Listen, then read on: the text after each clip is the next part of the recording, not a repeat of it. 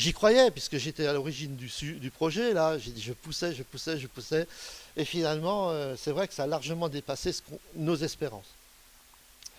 Ensuite, bien sûr, les supermarchés, ben, il faut aller, et puis les supermarchés donc, ont installé des plateformes de déballage à la sortie des caisses. Alors là, vous ne pouvez pas savoir, pour le supermarché, l'investissement, il est terrible. Vous prenez 2 palettes, n'est-ce pas? Vous allez acheter une table chez Emmaüs, et puis vous mettez des trucs, en tout, il y a peut-être pour 15 euros, quoi. Hein, maxi. Ça engendre sur les comptes du supermarché, que celui-là, en l'occurrence, une économie annuelle de 3 000 euros. Au supermarché. Alors pourquoi ça? Parce que quand on a mis ça en place, ben d'une part, on s'est rendu compte que les gens qui habitent dans les pavillons, ils l'utilisent peu ça, parce qu'ils ont la place de faire ça chez eux. Hein. Ils ne vont pas s'amuser à déballer et ainsi de suite. Mais les gens qui habitent dans des logements ou dans des collectifs, eux, ils l'utilisent beaucoup. Et pour que ça marche, il a fallu que le personnel derrière du supermarché soit également éduqué pour expliquer à tout le monde, quoi. Ensuite, eux, ils doivent le faire aussi. Quand ils vident les rayons, le patron, il dit maintenant fini. Avant, il y avait une benne où vous mettez tout dedans, maintenant terminé. Les gens peuvent trier, ben là, on fait pareil. Le papier est là, la ferraille est là, bon bref. Et le bilan, ben, il est simple, c'est qu'avant, ben, tout partait aux décharges, mais ça fait longtemps, plus maintenant, ça va à l'incinérateur. Alors que maintenant, effectivement, ça part en grande partie sur le recyclage. Eh bien, s'il fait le différentiel entre les coûts qu'il avait avant et les coûts qu'il a maintenant, en allant vers le recyclage, eh bien, ça lui fait un bonus de 3 000 euros an. Voilà. Alors, il me dit toujours, hein, moi, je ne suis pas écologiste, hein, Dany, mais tu vois, finalement, si l'écologie peut me rapporter du pognon, moi, je marche. J'aime pas ce genre de discours. J'ai horreur de ça. Ça me crispe à quelque part. Mais c'est quand même la vérité, quoi. Et c'est vrai qu'une fois que les gens sont rentrés dans le système, eh bien, à un geste, ils ajoutent un autre geste, et puis ensuite, en ajoutant les gestes, ils commencent à penser autrement. Et c'est là qu'ils deviennent des gens qui deviennent actifs par rapport à la sauvegarde, effectivement, de notre petite planète. Alors, bien sûr, la fréquence des collectes, donc le bac à puces, c'est hebdomadaire, les bouteilles plastiques corps creux, c'est hebdomadaire, les papiers cartons, c'est hebdomadaire, les métaux, c'est mensuel. Objets encombrants, donc il y a une collecte annuelle des encombrants.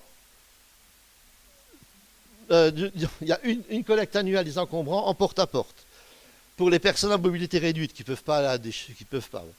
Et à côté de ça, on a mis un Trimobile en place, un espèce de camion que vous verrez tout à l'heure.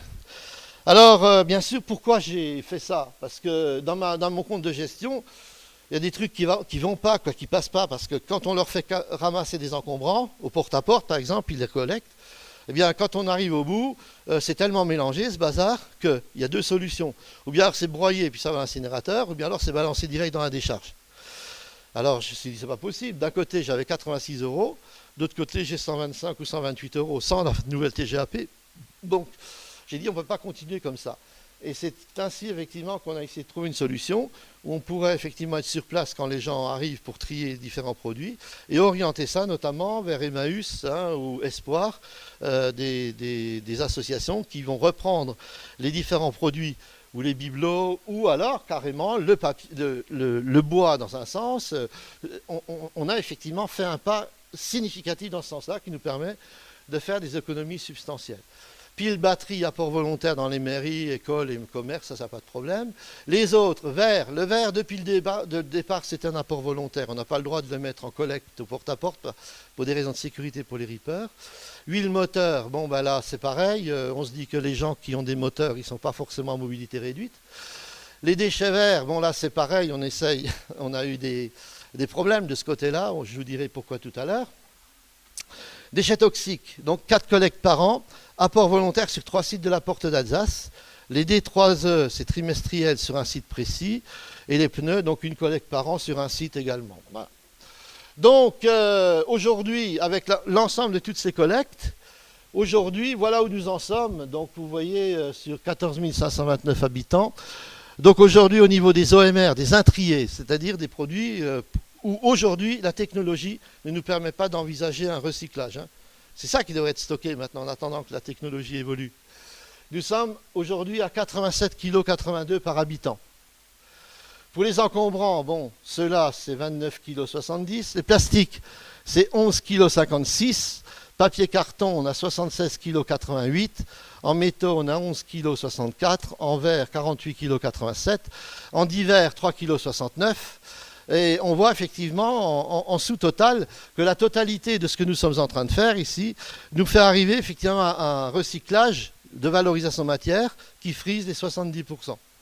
Donc ça montre bien que c'est une solution. Je ne suis pas là pour dire qu'on peut faire ça partout, pas du tout. Parce que c'est la variété des solutions adaptées qui va faire le succès de l'opération. Donc ça c'est important aussi. Alors bien sûr...